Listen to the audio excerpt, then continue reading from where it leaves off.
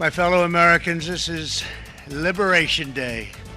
And we are now feeling the consequences of this so-called Liberation Day as the global economy is turned upside down. The U.S. implementing widespread tariffs around the world, shocking world leaders and businesses. Yeah, the stock market closed deep in the red today, down nearly 1,700 points.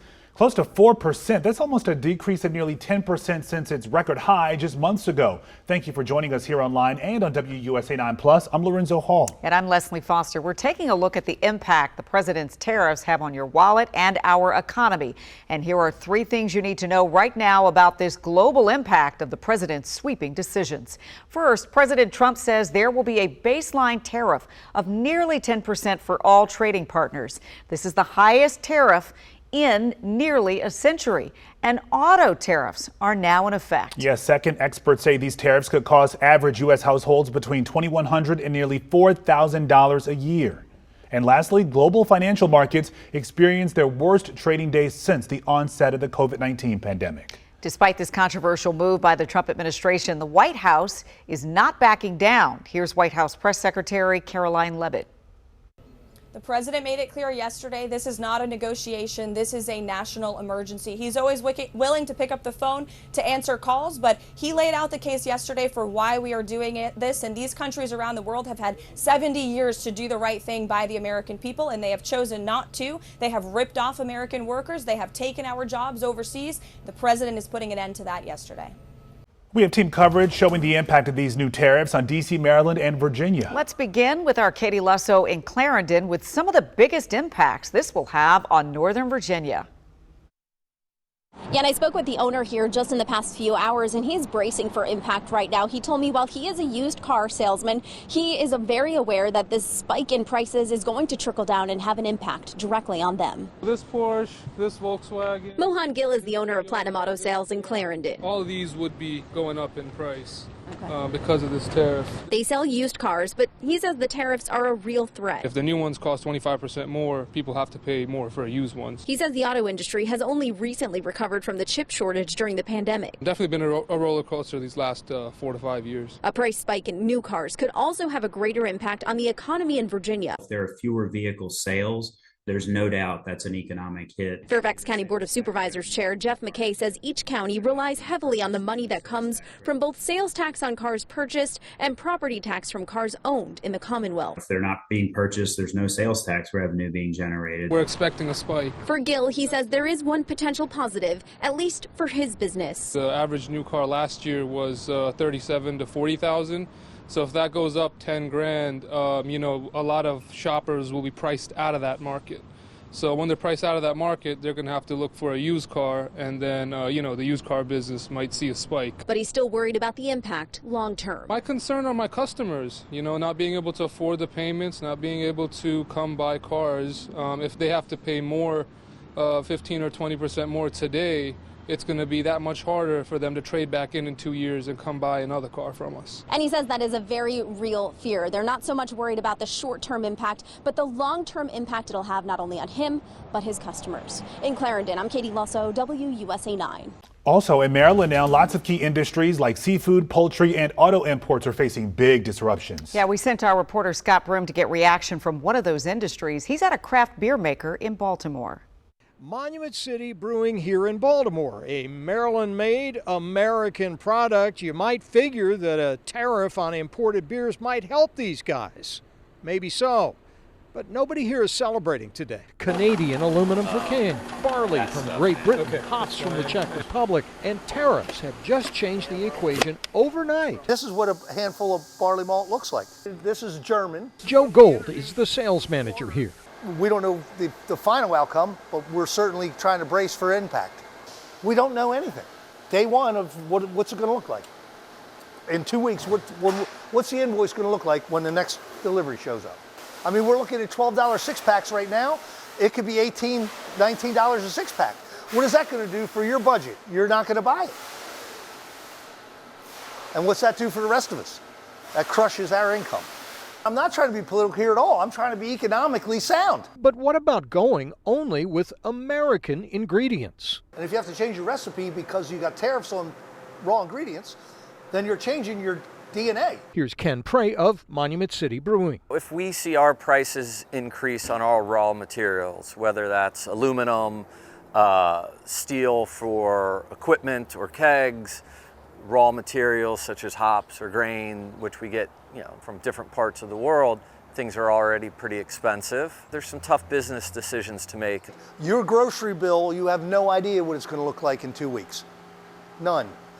Cars. I've been hearing cars are going to go up $8,000 to $10,000 just because. I mean, when you slap an extra tax and a tariff on it, who's the beneficiary? I don't know who it is going to be. President Trump figures all these tariffs will mean more American jobs in the long run and maybe more American beer being sold. But it's what happens between now and then that people here at this brewery in Baltimore are worried about. Scott Broom, WUSA 9. And as President Trump implements these tariffs, he says this will force factories to move production back to the U.S. and bring in a, quote, golden era for the U.S. economy. And some hope this will also have Americans buying American-made products. But how easy is that? We sent our Leslie Moreno to put that to the test. Let's start in the morning. The first thing you probably do when you wake up is check your phone. If you have an Android or an iPhone, those are made in China. You probably stop and get some Starbucks. Coffee beans are made in Latin America. By the way, this car I'm driving is from Japan. Say you want to buy some avocados. These are imported from Mexico. Bananas, Colombia. I have some cold cuts and orange juice, frozen vegetables, V8 juice. I don't think that what's being imported now is something that we can produce, at least not in, like, for tomorrow. Ice cream and bread, cleaning stuff. I think it's ridiculous, yeah. Because I heard or read that even if you buy an American car, the motor is made in Canada. Your laptop at work, whether it's a Mac or a PC, made in China. Sticky notes and highlighters, made in China. Even common prescriptions like insulin, blood pressure medication, cancer medication, and painkillers like Aleve, made in India, Germany, and Ireland. Now, we are still working to figure out just how big of an impact these tariffs will have on your wallet. From cars to the clothes you wear and even groceries, we can expect prices to go up. Especially in the days ahead when these tariffs officially go into effect. And to better help us understand the impacts of these tariffs, we are joined now by Bankrate Senior Industry Analyst Ted Rossman with some insight. Ted, thanks for joining us. Let's just jump right in with what everybody wants to know. How much more is this going to cost the average American? Unfortunately, it's not great news. The Yale Budget Lab estimates that these tariffs could cost the average American household about $3,800 per year. Now, for some, sadly, it's going to be much more than that. Like if you're in the market for a car, for example, a lot of new car prices are going to go up $3,000 or $4,000 just on their own, sometimes even more. Unfortunately, though, there really doesn't seem to be any way around it. Households are going to bear higher costs as a result. Yeah, $3,800, that's a lot of money. And Ted, we know last month you said that the economy is better than people realize, despite the low sentiment. But I take it after this news today and yesterday, that sentiment has essentially plummeted. So what's your take on the state of the economy right now? I still think the fundamentals are in good shape if we're looking at things like the job market, consumer spending, GDP growth. I mean, yes, there's been some weakening, but that was by design. The Fed wanted to slow the economy to bring inflation down. I feel like we have to set all of that aside, though, because now the rules are being rewritten. And it's really tariffs and these trade agreements that are driving the economic news of the day. Unfortunately, many economists believe that these tariffs could dip the U.S. into recession. And that's because there could be a consumer spending pullback as things cost more. We've also seen job losses really tick up. Of course, I don't need to tell those of you in the D.C. area that we've gotten some really downbeat data the past couple of months now. The outplacement firm Challenger Gray and Christmas said that March was actually the worst month for layoffs since 2020 at the height of the pandemic. It was the third worst since they've been tracking in 1989. A lot of that comes back to these government jobs that are being lost because of the DOGE cutbacks, and that's going to have ripple effects, certainly in the DC area and also beyond. So we've seen a lot of this back and forth on whether the president is just threatening these tariffs to negotiate a deal with other countries or whether he's going to keep these in place to pull in more revenue. I guess the question is, do we expect these tariffs to be in place for the long term? There does seem to be some room for negotiation. We've already seen that a couple of times now with the the Canada and Mexico tariffs being delayed, although it doesn't seem like they're going to be delayed a third time. There may be some room for negotiation, but honestly, a lot of what the president is saying here is, trust me, it's all going to work out. If you really spin this forward, he does seem to have a plan, if this works according to plan, that maybe at some point tariffs could fund the government, and in a very radical scenario, maybe we don't even need to pay income taxes anymore. I mean, that would be rolling the clock back like 120 years. There is some long ago precedent for that. I don't think that's going to happen anytime soon. But there is a radical reshaping of the government going on here. You think about fewer federal workers, perhaps more private sector investment. The president's talking point is more about propping up U.S. manufacturing. Now, many are skeptical, and they say that trade wars don't have winners, and it's not as easy as just snapping your fingers and creating a whole bunch of factories and jobs. So there's a lot of skepticism among economists, but the president does seem firmly on this path. All right, so Ted, you mentioned that dreaded R word a short time ago. We know a lot of folks are nervous right now. We're talking about recessions here. So what are some of the key indicators here? How do we know if we're heading for a recession? A lot of the traditional indicators are more backward looking. We're going to get the March jobs report tomorrow.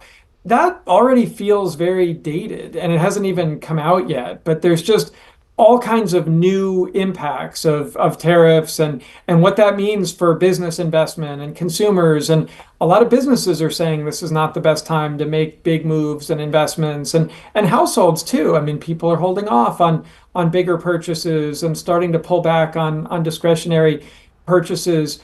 So something like the job market or even consumer spending feels very backward looking. Sometimes people look at more niche indicators like how much people are paying on their credit cards over and above the minimum payment. That's sometimes an interesting indicator of how much slack or stress a household may have. Delinquency data is often more backward looking, but that's something that we look at. Consumer sentiment is something that historically many have believed predicts the future, and consumer sentiment's taken another leg down lately, unfortunately, because of these tariff announcements. To be fair, though, it's been downbeat for years and the economy had been growing. So, my feeling coming into this week was that the economy was better than people thought. But now there's a whole other wave of uncertainty, and it kind of remains to be seen. Stay the course with your long-term investments. We're still upbeat about the long term. You're just going to have to endure some short-term volatility. And the question is how long and how many people can actually endure that volatility. We'll have to see. Ted Rossman will be watching it. Thank you, as always, for your expertise. No problem. Thanks for having me. Right now, political and business leaders are scrambling to decide their next moves. Ramy Inocencio has reaction from world leaders. Headlines hammered home the reality of President Trump's sweeping global trade tariffs. For Australia, these tariffs are not unexpected, but let me be clear, they are totally unwarranted. Stock markets in Beijing and Tokyo sank to multi-month lows, and leaders lined up to condemn President Trump's actions, promising countermeasures of their own. The French Prime Minister called the trade tariffs a catastrophe. Here in the UK, there is a slight sigh of relief as the nation was hit by the lowest levy of 10%. But the Prime Minister says that he will push for what is best for his country. Nobody wins in a trade war. That is not in our national interest. We have a fair and balanced trade relationship with the US, and we will fight for the best deal for Britain. Trump slapped 20% tariffs on the European Union, a move the European Commission chief called a major blow to the world economy. All businesses, big and small, will suffer from day one. From greater uncertainty to the disruption of supply chains. Dozens of countries have been hit with higher rates than Europe. Vietnam is facing a 46% tariff. This Samsung employee predicts it will lead to lower profits and higher living costs. One thing is clear. President Trump's tariffs have upended the post-war global trade order, with countries only just now starting to navigate the aftermath. Ramy Inocencio, CBS News, London. Yeah, we are just starting to see the impacts of these tariffs, and you can count on us to keep covering them. You can find all of our reporting anytime on the WUSA9 app and online at WUSA9.com.